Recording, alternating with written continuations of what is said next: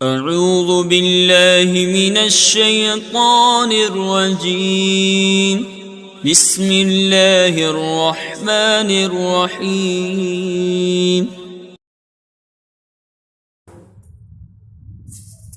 بسم اللہ الرحمن الرحیم۔ میں محمد خورشید انور نظامی، استاد دارالعلوم غریب نواز، مرزا غالب روڈ، الہ آباد، پریاگراج۔ میں فن فقہ کی معتبر کتاب قدوری کا درس دینے جا رہا ہوں۔ طلبہ بغور سماعت کریں۔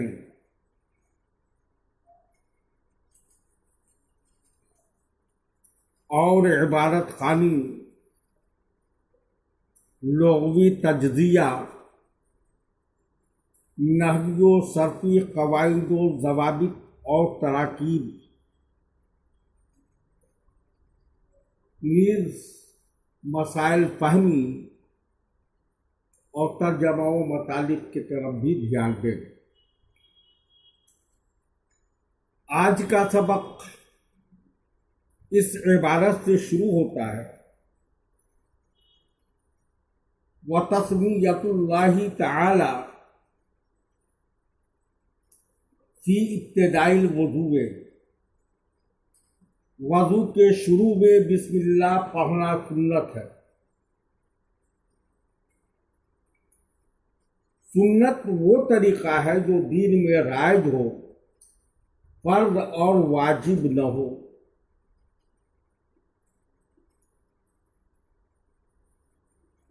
تسمیہ علی الوضوء کے سلسلے میں ہم 3 مذاہب بیان کر رہے ہیں، بغور سنیں۔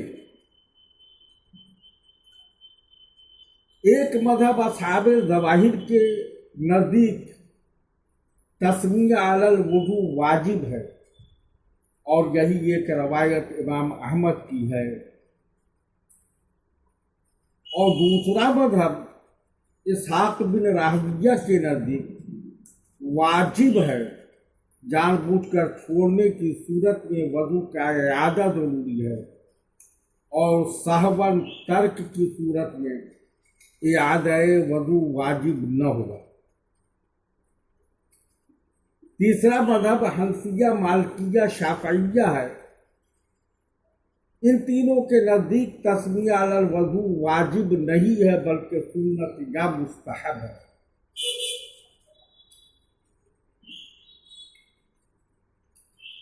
وجوب کے قائلین کی دلیل یہ حدیث ہے: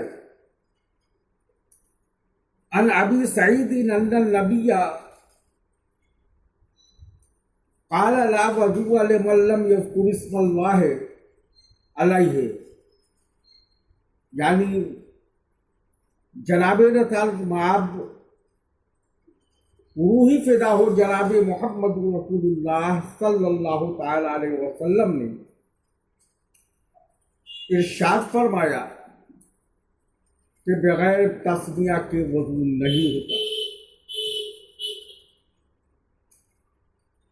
اس حدیث میں لا نفی جنس کے لیے ہے، یعنی بغیر تسمیہ کے وضو نہیں ہوگا۔ جواب وضو میں فضیلت وضو کی نفی کی گئی، یعنی بغیر بسم اللہ پڑھے وضو تو ہو جائے گا، مگر افضل نہیں ہوگا۔ ائمہ ثلاثہ کی دلیل بہت سے صحابہ کرام، مثلا حضرت عثمان و علی رضی اللہ تعالی عنہما نے نبی کریم نور مجسم سرور عالم سیاح لامکان روحی فدا ہو جناب محمد رسول اللہ صلی اللہ تعالی علیہ وسلم کی وضو کی حکایت پوری تفصیل سے بیان کی ہے۔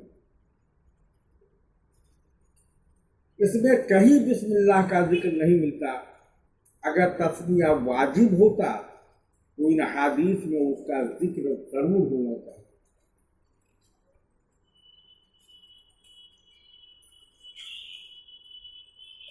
والسواک اور مسواک کرنا بھی سنت ہے۔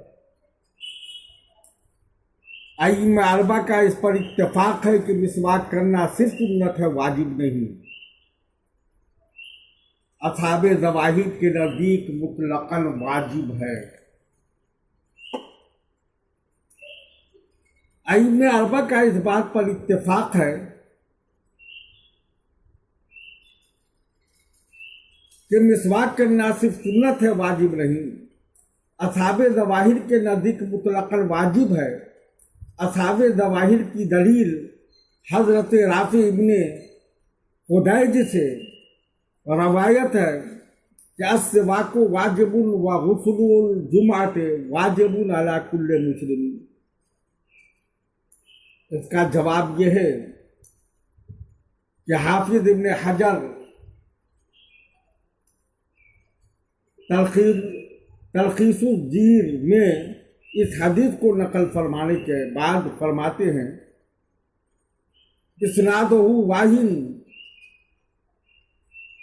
یعنی اس کے اسناد کمزور ہے، لہذا ائمہ اربعہ کی لہذا اس سے استدلال کرنا درست نہیں۔ اور ائمہ اربعہ کی دلیل واستدل فی الکافی لسنت بأنہ علیہ السلام واجب علیہ ما ترک، یعنی آپ صلی اللہ علیہ وسلم نے مسواک استعمال کرنے پر مداومت فرمائی اور کبھی کبھار ترک بھی فرما دیا۔ مواظبت ما ترک سنت کی دلیل ہے۔ ترک مسواک پر دلیل یہ ہے کہ انہ علیہ السلام علم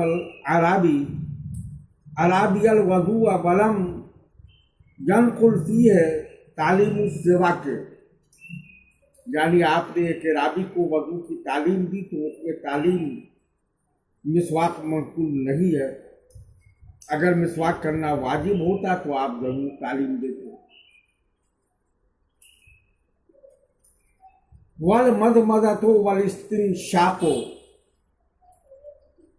کلی کرنا اور ناک میں پانی ڈالنا بھی وضو میں مطلوب ہے۔ اس بارے میں 3 مذہب ذکر کیے جا رہے ہیں۔ نمبر 1، امام مالک اور شافعی کے نزدیک وضو اور غسل دونوں میں کلی کرنا اور ناک میں پانی ڈالنا سنت ہے۔ دوسرا مذہب امام احمد کے نزدیک وضو اور غسل دونوں میں واجب ہے۔ اور تیسرا مذہب حنفیہ کا ہے۔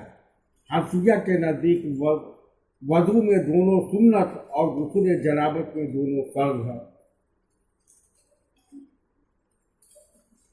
امام شافعی کی دلیل عن عمار بن یاسر قال ان رسول اللہ صلی اللہ علیہ وسلم قال ان من الفطرۃ المضمضۃ والاستنشاق۔ جناب رسالت مآب روحی فداہ جناب محمد رسول اللہ صلی اللہ تعالی علیہ وسلم نے ارشاد فرمایا کہ کلی کرنا اور ناک میں پانی ڈالنا فطرت میں سے ہے۔ امام احمد کی دلیل مضمضہ کے وجوب پر استدلال اس روایت سے ہے جس میں آپ صلی اللہ علیہ وسلم نے ارشاد فرمایا اذا توضأت فمضمض، یعنی جب تم وضو کرے تو کلی کر۔ اور استنشاق کے وجوب پر استدلال حضرت سلمہ بن قیس کی حدیث سے ہے کہ جناب رسالت مآب نے فرمایا کہ اذا توضأت فانتشر، جب تم وضو کرے تو ناک چھینک لیا کر۔ ان دونوں حدیث میں امر کا صیغہ آیا ہے اور امر وجوب کے لیے ہوتا ہے۔ قاعدے کے روپ سے یہ بات ثابت ہو گئی کہ کلی کرنا اور ناک میں پانی ڈالنا واجب ہے۔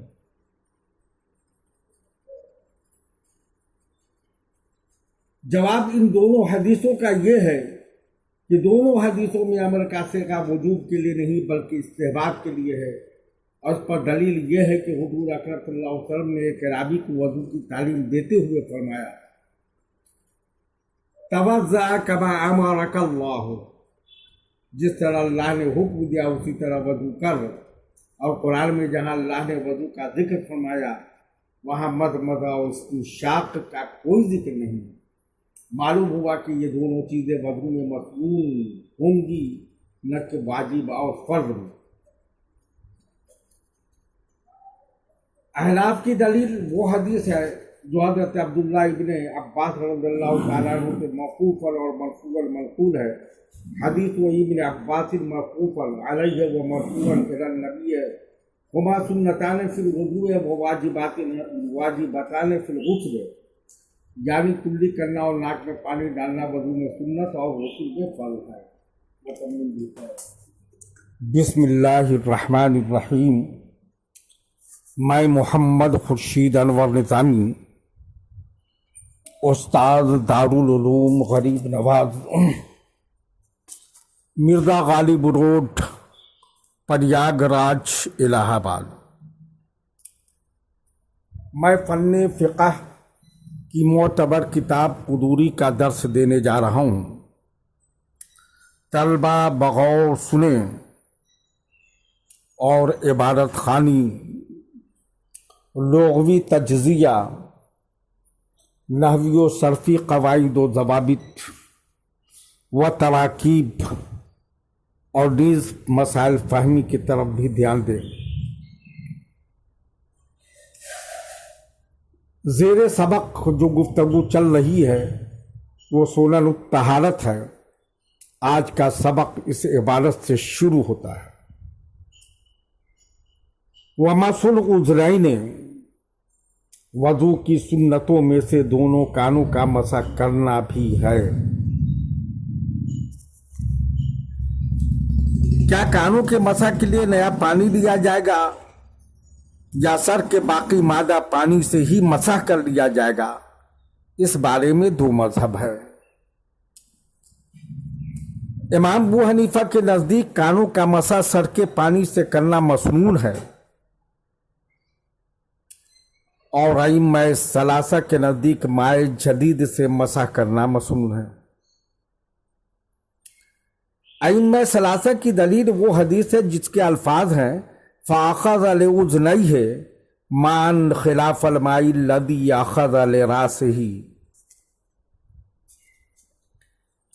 یعنی آپ جناب رسالت مآب روحی فداہ جناب محمد رسول اللہ صلی اللہ تعالی علیہ وسلم نے کانوں کا مسح کرنے کے لیے اس پانی کے علاوہ پانی لیا جو سر کا مسح کرنے کے لیے لیا تھا۔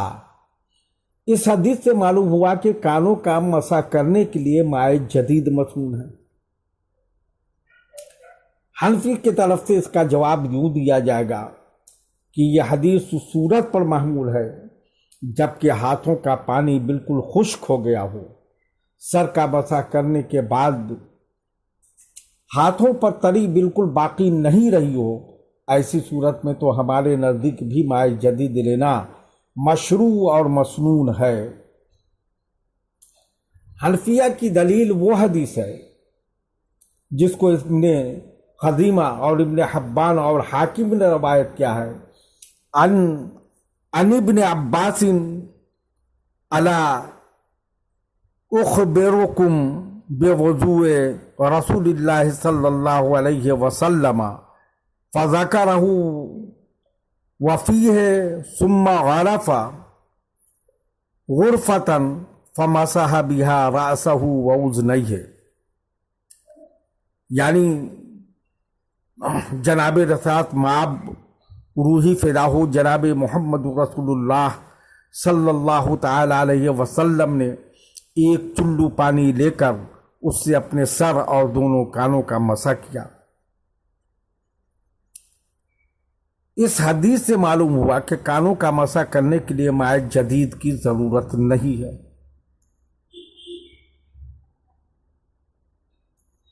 وتخلیل اللحیۃ، اور داڑھی کا خلال کرنا بھی سنت ہے۔ داڑھی کے خلال کرنے کے بارے میں 3 مذہب ہے۔ ایک مذہب سعید ابن جبیر اور عبد الحکیم مالکی کے نزدیک واجب ہے۔ دوسرا مذہب طرفین کے نزدیک مستحب ہے۔ تیسرا مذہب امام شافعی اور امام یوسف کے نزدیک سنت ہے۔ احناف کے یہاں فتویٰ امام یوسف کے قول پر ہے۔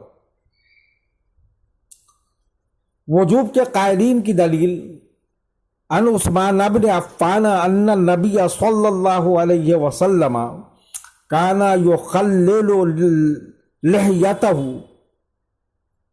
اس حدیث میں کانا استمرار اور دوام پر دلالت کرتا ہے۔ معلوم ہوا کہ تخلیل لحیہ واجب ہے۔ اس کا جواب محدثین کے نزدیک لفظ کانا مداومت یا استمرار پر دلالت نہیں کرتا، بلکہ احیان وقوع پر دلالت کرتا ہے، جیسا کہ بعض صحابہ نے یہ فرمایا کان رسول اللہ صلی اللہ علیہ وسلم یفعل کذا، حالانکہ وہ فعل آپ جناب محمد رسول اللہ صلی اللہ تعالی علیہ وسلم سے صرف چند مرتبہ ثابت ہوا ہے۔ طرفین کی دلیل داڑھی کے خلال پر آپ سے مواظبت ثابت نہیں ہے، بلکہ احادیث میں آپ کے اتفاقی فعل کو نقل کر دیا گیا ہے، لہذا خلال کرنا سنت نہ ہوگا بلکہ مستحب ہوگا۔ اس کا جواب یہ ہے کہ حضرت انس کی روایت کے الفاظ ہاکذا امرانی ربی کے ہوتے ہوئے صریح مواظبت کی نقل کی حاجت ہی نہیں رہتی، کیونکہ یہ لفظ خود ہی اس جانب اشارہ کر رہا ہے، کما فی فتح القدیر۔ لیکن ما فی ابی داؤد من قولہ بہذا امرانی ربی لم یثبت ضعفہ وہو مغن عن نقل صریح المواظبۃ لأن امرہ تعالی حامل علیہ فیترجح قول ابی یوسف۔ امام ابو یوسف کی دلیل علامہ بدر الدین عینی نے 17 صحابہ کی روایت کو نقل فرمایا ہے کہ آپ صلی اللہ علیہ وسلم نے خلال پر مواظبت فرمائی۔ دوسری دلیل قال علیہ السلام نزل علی جبرائیل وامرنی ان اخلل لحیتی اذا توضأت، یعنی میرے پاس جبرائیل آیا اور کہا میں وضو کروں تو اپنی داڑھی کا